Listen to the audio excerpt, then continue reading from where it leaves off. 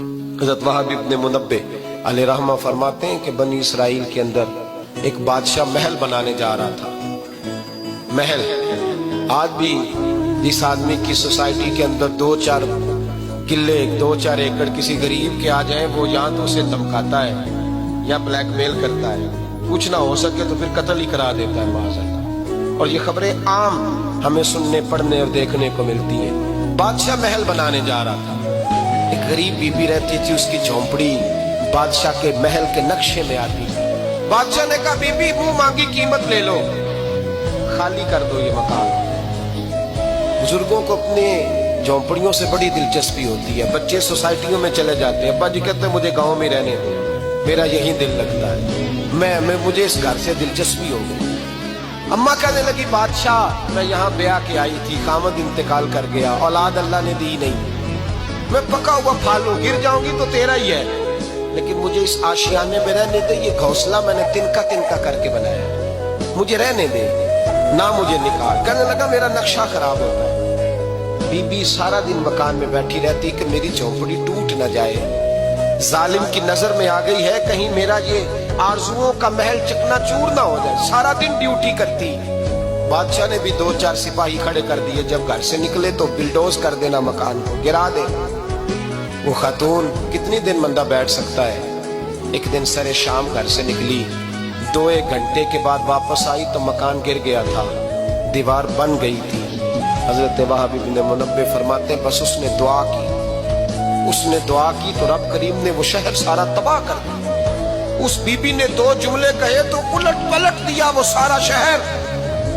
میرے نبی کریم علیہ السلام نے فرمایا جب مظلوم کے ہاتھ دعا کے لیے اٹھتے ہیں تو عرش کا مالک آسمان سے کہتا ہے کھول دے سارے دروازے, اس کے بیچ کوئی پردہ نہیں رہنا چاہیے, آنے دے. مظلوم ہے, اس پر ظلم ہوا ہے.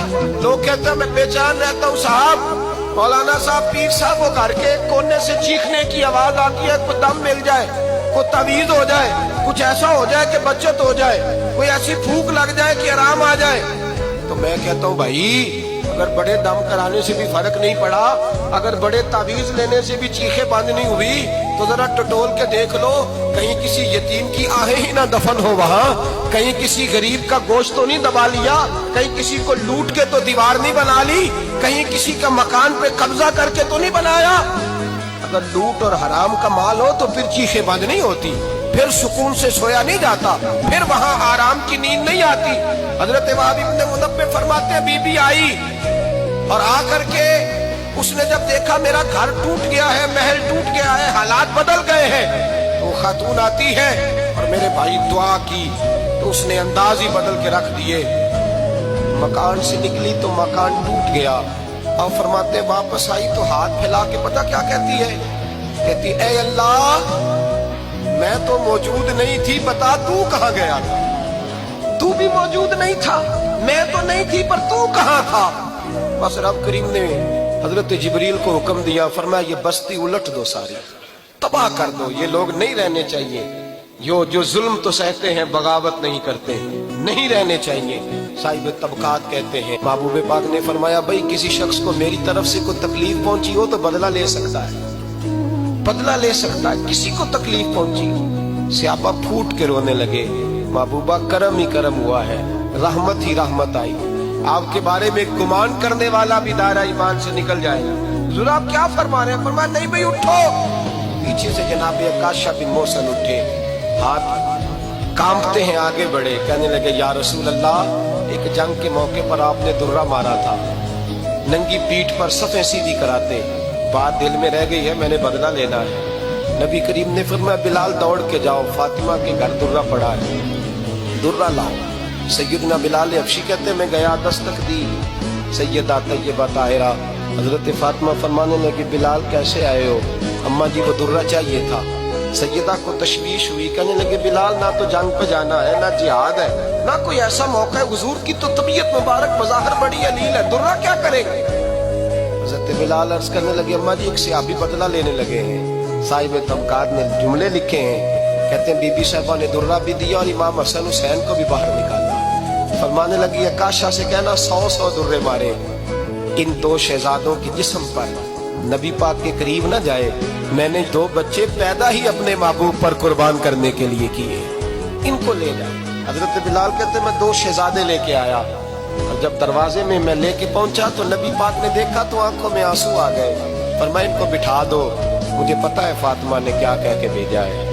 हजरत सैयदना बिलाल फरमाते हैं दुर्रा मैंने जनाब अकाशा को दिया। हजरत अकाशा दुर्रा लेके आगे जो बढ़े तो हजरत अबू बकर सिद्दीक ने उनके पैरों पे हाथ रखा, फरमाया अकाशा मेरी तरफ आ जा, मुझे मार दुर्रे, नबी पाक के करीब ना जा।